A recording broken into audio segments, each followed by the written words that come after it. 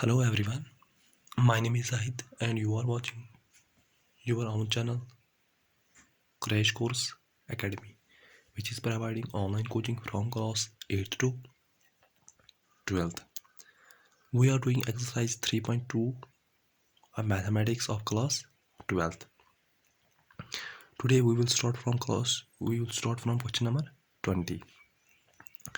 What question number 20 is: the bookshop of a particular school has 10 dozen chemistry books, 8 dozen physics books, 10 dozen economics books.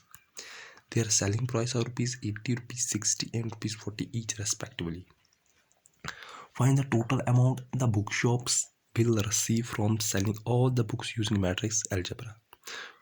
क्या question कह रहा है? Question कह रहा है एक बुक शॉप है एक पर्टिकुलर स्कूल का, उसके पास 10 डजन है केमिस्ट्री बुक्स के, 8 डजन है फिजिक्स बुक्स के और 10 डजन है इकोनॉमिक्स बुक्स की. एंड सेलिंग प्राइस है रुपीज़ 80, रुपीज़ 60, रुपीज़ 40 और हर एक बुक की जो प्राइस सेलिंग प्राइस है वो है 80, 60, 40. Find the total amount the bookshop will receive from selling all the books using matrix algebra. So हमें फाइंड क्या करना है? हमें फाइंड करना है सेलिंग प्राइस इन बुक्स, सारी बुक्स की selling price. Total selling price क्या है? टोटल बुक्स की. सो किस तरह हम फाइंड करेंगे? हमें किस तरह फाइंड करेंगे? क्वेश्चन में गिवन दिया हुआ है केमिस्ट्री बुक्स कितने डजन है? 8 डजन है. सो कितने बुक्स है टोटल? 8 डजन. कितनी बुक्स? 10 multiple 12 is 120. एक डजन में 12 बुक्स होती है. That's why I multiply 10 by 12. Same physics की 8 डजन है तो 8 मल्टीपल 12 इज 96. इकोनॉमिक्स की 10 डजन है, 10 मल्टीपल 12 इज 120. सो हमें यूज़ करना है matrix algebra. Matrix algebra means matrix multiplication addition to find the selling price in this question. So how we will do this? 120, 96, 120. We have to make these elements of one matrix and the selling price which are given 80, 60 and 40. We have to use them in another matrix. So with using these two we find the selling price. I have written 120, 96, 120 in row matrix and 80, 60, 40 in column matrix. 80, 60, 40 क्या है? Selling price. और 120, 96, 120 क्या है? Books है. 120 chemistry books है, 96 physics books है और 120 क्या है? इकोनॉमिक्स बुक्स है. सो एक केमिस्ट्री बुक्स की प्राइस कितनी है? 80 है. एक केमिस्ट्री बुक्स की प्राइस है 80 है. देखो मैट्रिक्स मल्टीप्लिकेशन जब होगा, मैट्रिक्स मल्टीप्लिकेशन यहाँ पर ये रो मैट्रिक्स और यहाँ पर कॉलम मैट्रिक्स. सो एक ही एलिमेंट हमारे पास आएगा तो वो सेलिंग प्राइस निकल कर आएगा. 120 multiple 80, 120 multiple 80 plus 96 multiple 60, 96 multiple 60 plus 120 multiple 40, 120 multiple 40, 120 multiple 40. ये किसके इक्वल आएगा? 120 मल्टीपल 80 किसके इक्वल होगा? 9600. 9600 plus 96 multiple 60 is 5760 plus 120 multiple 40 4800. ये सम किसकी इक्वल आएगा? 20160. Means selling price of all books किसकी इक्वल आएगी? ₹20,160. सो मैट्रिक्स मल्टीप्लिकेशन में आपको जब भी आपको मैट्रिक्स अलजेब्रा यूज़ करना होगा तो आपको कुछ मैट्रिक्स बनानी है और उनको यूज़ कर आपको क्वेश्चन को सॉल्व करना है. उसको यूज़ कर क्वेश्चन को सॉल्व करना. ये क्वेश्चन नंबर 20 था. क्वेश्चन नंबर 21 पर चलते हैं. 21 and 22 बेस्ड है इस इंफॉर्मेशन पर. Assume X, Y, Z, W and P are matrices of order 2 cross n, 3 cross 3, 2 cross p, n cross 3 and p cross 3 respectively. Choose the correct answer in exercise 21 and 22. So 21 and 22 MCQs है. हमें MCQs choose करना है correct on the basis of this information. So हम पहले right करेंगे information. Question में क्या information दी गई है हमें? क्वेश्चन नंबर 21 है ये. पहले हम सॉल्यूशन में गिवन इन्फॉर्मेशन को राइट करेंगे। एक्स मैट्रिक्स का ऑर्डर क्या है? 2 क्रॉस रैन। वाई मैट्रिक्स का ऑर्डर क्या है? 3 क्रॉस ग्रे। जेड मैट्रिक्स का ऑर्डर क्या है? 2 क्रॉस पी। डब्ल्यू मैट्रिक्स का ऑर्डर क्या है? n cross 3। और पी मैट्रिक्स का ऑर्डर क्या है? p cross k। p cross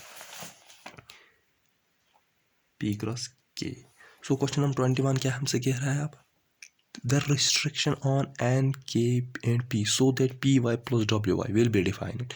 py plus wy, py plus wy, py plus wy will be defined. ये कब डिफाइन होगा? ये कब डिफाइन होगा? p का ऑर्डर क्या है? p cross k। p का ऑर्डर p क्रॉस k है। w का ऑर्डर क्या है? w यहाँ पर है n क्रॉस 3 है। n cross 3। यहाँ पर भी w का ऑर्डर क्या है? n cross 3। और y का ऑर्डर क्या है? 3 क्रॉस k। यहाँ पर मल्टीपल कर p और w का ऑर्डर क्या बन जाएगा? p cross 3। और यहाँ पर क्या ऑर्डर आएगा हमारे पास? n cross k। n cross k। n cross k आएगा। n cross k। सो कब py प्लस wy डिफाइन होगा? pw plus wy means p is equal to n। p तो n के इक्वल होना चाहिए। यहाँ पर जो भी हो n के इक्वल होना चाहिए। और k किसके इक्वल होना चाहिए? यहाँ पर k किसके इक्वल होना चाहिए? 3 के इक्वल होना चाहिए, क्योंकि यहाँ पर तो 3 गिवन है। p और n इक्वल होने चाहिए, चाहे कुछ भी हो, 4 हो, 5 हो, 6 हो, 7 हो, 8 हो, whatever, but k should be here 3। So options में देखते हैं। The ratio on K will be define. ये एडिशन फिर डिफाइन होना चाहिए, तो किस कंडीशन पे? k is equal 3, p is equal to n, k is equal 3, p is equal to n। It means this is right option. This is right option. k is arbitrary, k arbitrary नहीं, k is equal 3, p is equal to no, wrong है ये। p is arbitrary नहीं है, p is equal to n, p should be n, k is equal 3, k is equal to 3, वो तो ठीक है, p is arbitrary but that's not true. k is equal to k तो 3 है, वो तो हमने फाइंड किया। 22 पे चलते हैं। If n is equal to p then the order of the matrix 7x 5z n to p equal n p के इक्वल है। क्वेश्चन नंबर 22 है। n is equal to p, n is equal to p, n p के equal है। हमें find क्या करना है? Order 7x minus 5z का ऑर्डर क्या होगा? 7x माइनस 5z का स्केलर मल्टीप्लिकेशन से मैट्रिक्स का ऑर्डर चेंज नहीं होता, उस पर कोई फर्क नहीं पड़ती। सो मैट्रिक्स x का ऑर्डर क्या है? 2 क्रॉस n। मैट्रिक्स z का ऑर्डर क्या है? 2 cross p। 2 cross n, 2 cross p, 2 cross n, 2 cross p। सो x माइनस z डिफरेंस का ऑर्डर क्या होगा? 2 और 2 तो सेम रहेगा, मीन्स नंबर ऑफ रोज तो x में जितने हैं, नंबर ऑफ रोज z में जितने हैं, वो नंबर ऑफ रोज किस में होंगे? जो डिफरेंस होगी, जो रिजल्टेंट मैट्रिक्स आएगी यहाँ पर, जो रिजल्टेंट मैट्रिक्स, उसमें भी कितने रोज होंगे? 2 रो होंगे। रोज कितने होंगे? 2 रो होंगे। कॉलम्स कितने होंगे? कॉलम्स कितने होंगे? Columns should be n is equal to p, n is equal to p, n is equal to p means x के जितने कॉलम होंगे उतने z के कॉलम होंगे, तभी तो डिफरेंस डिफाइन होगा। Means n is equal to p means, so order क्या होगा? 7x माइनस 5z का 2 क्रॉस, ये तो यहाँ पर 2 रहेगा, और यहाँ पर क्या रहेगा? n is equal to p, n is equal to p, 2 cross n is equal to p। So options में क्या दिया हुआ है हमें? If n is equal p, n तो दिया है, n इज इक्वल p, हमने भी तो वही फाइंड किया, n इज इक्वल p, हमने भी फाइंड किया n is equal to p। p cross 2 wrong है, नंबर ऑफ रोज तो 2 है।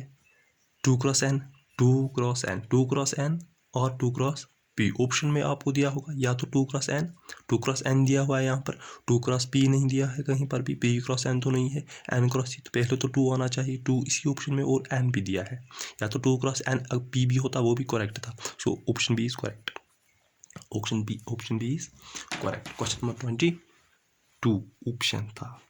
क्वेश्चन नंबर 22 का कौन सा ऑप्शन करेक्ट है? Option B. कुछ डेफिनेशन है हमारे पास। अब सबसे पहले आती है ट्रांसपोज ऑफ ए मैट्रिक्स। तो डेफिनेशन क्या है ट्रांसपोज ऑफ ए मैट्रिक्स? किसे हम ट्रांसपोज ऑफ ए मैट्रिक्स कहते हैं? Let A equal to a be an m×n matrix, be an m×n matrix, then the matrix obtained by interchanging the rows and columns of A is called transpose of A, is called transpose of, denoted by a power t और a dash, a dash। Transpose को denote करते हैं a power t से या a dash से।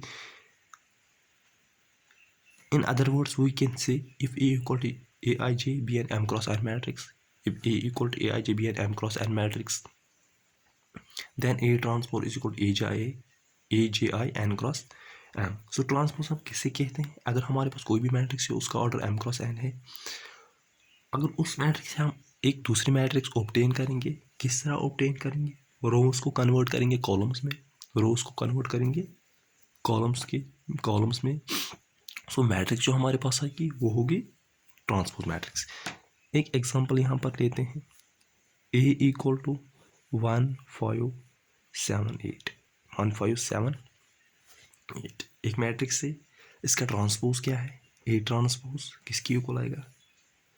रोज को convert करना है कॉलम्स में, ये रो है 1 5, इसे कॉलम्स में लिखना है तो मीन्स 1 5, कॉलम में मैंने लिखा है इस रो को 1 5।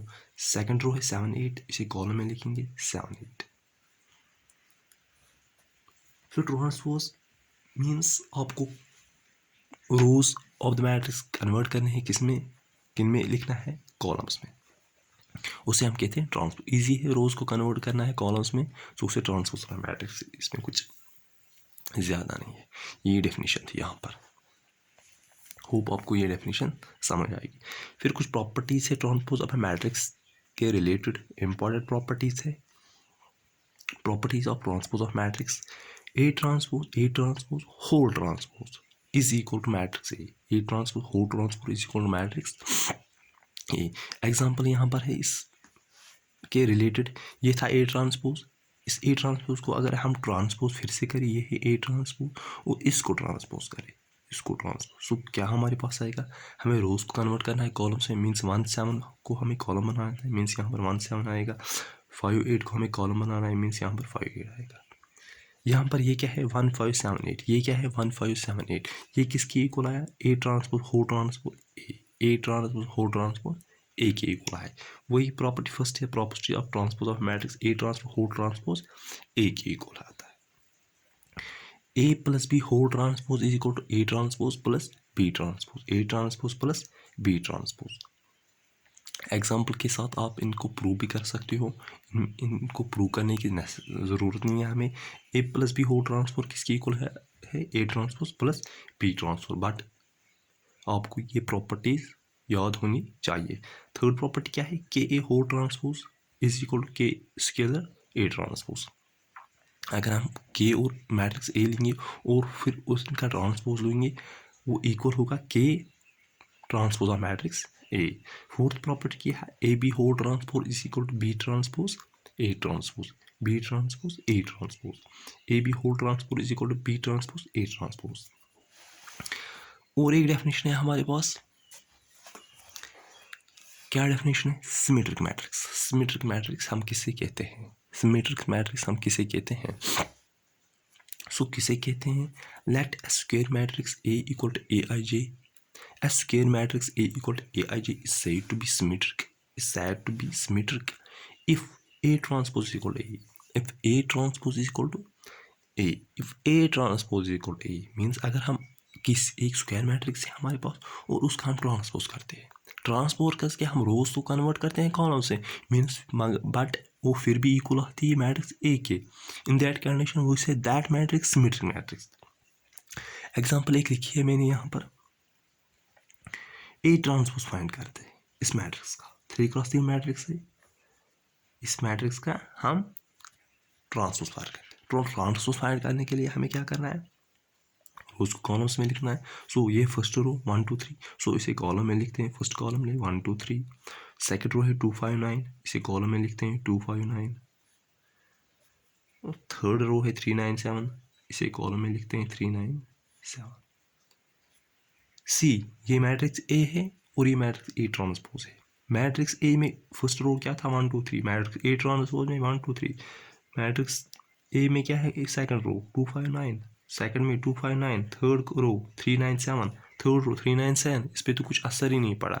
इस मैट्रिक्स को हम कहते हैं सिमेट्रिक मैट्रिक्स। इस मैट्रिक्स में फिर ये सिमेट्रिक मैट्रिक्स किस तरह रह जाती है, पहले तो आप डायगोनल एलिमेंट्स पे जाते हैं। 1 5 7 1 5 7 डायगोनल एलिमेंट में, डायगोनल एलिमेंट जो होते हैं वो ट्रांसपोज में चेंज नहीं होते हैं।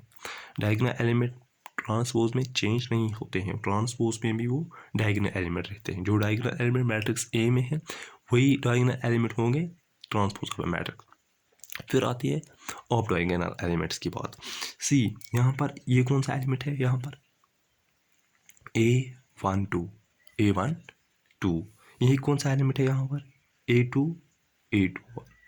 यही कंडीशन है यहाँ पर। A square matrix Aij is said to be symmetric if A transpose is equal to A. If A transpose is equal to A, it means Aij is equal to Aj। ये है Aj, A1 2, A1 2 is equal to A2 1, A1 2 is equal to A2 1, A1 2 is equal to A1 2। It means Aij is equal to Aij। ये कौन सा element है, Aij is equal to Aj। That is why ये बन जाती है कौन सी matrix, symmetric matrix. That is why ये कौन बन जाती है कौन सी मैट्रिक्स, सिमेट्रिक मैट्रिक्स। एक और डेफिनेशन है हमारे पास skew symmetric matrix. Skew symmetric matrix, skew symmetric matrix हम किसे कहते हैं, A square matrix A equal to Aij, A square matrix A equal to Aij is said to be skew symmetric matrix, is said to be skew symmetric matrix if A transpose is equal to negative of A, if A transpose is equal to negative of A minus A, that is Aji, Aji is equal to minus Aij। so skew symmetric matrix हम किसे कहते हैं, in case अगर हम transpose of the matrix करते हैं और वो आता है नेगेटिव ऑफ ए के इक्वल, वो आता है नेगेटिव ऑफ ए के इक्वल, उस मैट्रिक्स को हम क्या कहते हैं, उस मैट्रिक्स को हम कहते हैं स्क्यू सिमेट्रिक मैट्रिक्स। डेफिनेशन को अंडरस्टैंड करना ज़रूरी है। A transpose is equal to minus A तो हम उसे स्क्यू सिमेट्रिक कहते हैं, A transpose is equal to A तो हम उसे सिमेट्रिक कहते हैं। ट्रांसपोज से निकल के आती है ये डेफिनेशन। सो स्क्यू सिमेट्रिक कंडीशन क्या है, that is Aji is equal to minus Aij, Aji is equal to minus Aij for all possible values of I and j, but no put I is equal to j। अगर हम put करेंगे I is equal to j means j is equal to I, तो यहाँ पर आएगा Ai, यहाँ पर भी आएगा Ai।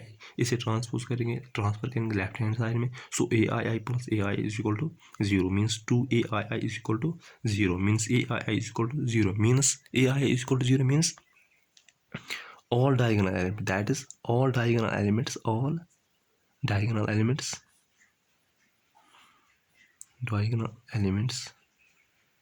of skew